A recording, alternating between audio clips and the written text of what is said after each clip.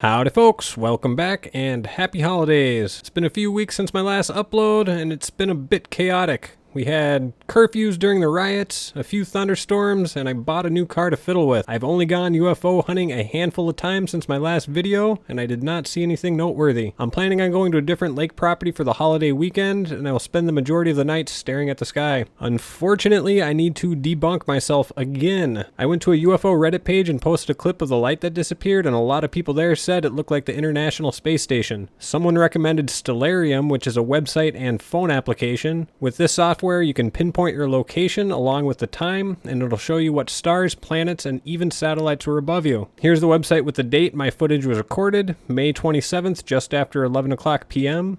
You can see the ISS appearing and flying directly over my location, and it even shows where it disappears. It disappears because it's no longer reflecting light from the sun, and this program can determine where that happens. It is a little disappointing that it's not a UFO, however, it is also a little exciting since I've never seen the ISS before, so now I know what it looks like. Now let's jump into story time. This is probably one of my favorite stories so far. I've never talked to anyone that has been closer to a UFO than I have, and they weren't even in a car. They also told me in a follow-up email that they went to college for aerospace engineering, so I would think they're not fooled too easily. Plus the details they provide, it couldn't be a helicopter, plane, or even a drone. I saw your ad on Craigslist and I wanted to reach out and share my story with someone who wouldn't think I was crazy. This happened to me over 2 years ago, but it feels like it happened yesterday. It was late September 2017. I had come home from college to celebrate my brother's 21st birthday with my family. I was only home for a weekend as I had classes the following Monday. On Friday night, nothing strange happened. My family and I made a trip to Minneapolis for a nice dinner, and at midnight my parents went home and my siblings and I went to a bar for my brother's first sips of legal alcohol. After a night of drinking, we took a lift home to Franklin Township. The next day was fine if you look past the hangover. We spent the day relaxing, and after dinner we had a family game night, but later that night, about 9:30, I got into a fight with my parents and stormed out of the house. My parents' house is quite secluded with no neighbors in sight. They own a little over 200 acres, 40 of which is wooded, so I had plenty of space to walk out my frustration. It was a cool early fall evening. There was not a cloud in the night sky, and the stars and the moon were bright. I wandered deep into the woods and into my parents' horse pasture, a roughly 2-acre grassy area surrounded by dense forest. This area was the furthest point from my parents' house and all other surrounding houses, the best place for a late night smoke and stargazing. I had been gone for about 15 minutes when it happened. The wind picked up significantly, blowing the cigarette from my lips and away into the woods. Bright white lights appeared over me. I was paralyzed. The lights had frozen my body and I was stuck sitting on the ground, and all I was able to do was stare. The lights were incredibly bright. It hurt to look at them, but I couldn't look away. There were 4 lights in total, 3 arranged in a triangle shape, and the last one, the brightest one, was in the center. I couldn't see anything beyond the lights, but I have always assumed that the ship was in the shape of a triangle. I'm still not entirely sure how far away the ship was from me, but if I had to guess, just from what I remember, it seemed to be level with the tree line, which I would estimate to be 30 feet. The thing that really made me question what I encountered that night was how quiet it was. When a plane or helicopter flies overhead, even when it's much further away, it's very loud. This ship was producing a soft buzzing noise that was low in pitch. So far, this had taken place in 30 seconds, maybe 45, but it hadn't been that long. The buzzing noise that the ship was producing grew higher in pitch and volume. They continued to increase until my ears were ringing. I was able to move my limbs again and covered my ears and shut my eyes. The buzzing seemed to be inside my head and covering them did nothing. So I started to scream, hoping that it would do something, but it didn't. Then the buzzing stopped. I opened my eyes and the lights were gone. There was nothing that was out of the ordinary, nothing that would suggest that something strange had occurred. I started to shake and cry, confused, scared, and completely overwhelmed. Something had gotten into my brain and there was nothing I could do about it. I was completely helpless and at the mercy of something out of this world. My parents laughed at me when I told them. My siblings did the same. They told me to stop joking around when I told them I wasn't joking. They called me crazy and tried to send me to therapy. When I went back to school, I kept my experience a secret, fearing that people would react like my family did. You're the only person I've told this to besides my family. I'm still not sure what I had encountered that night, but I know that it wasn't of this earth.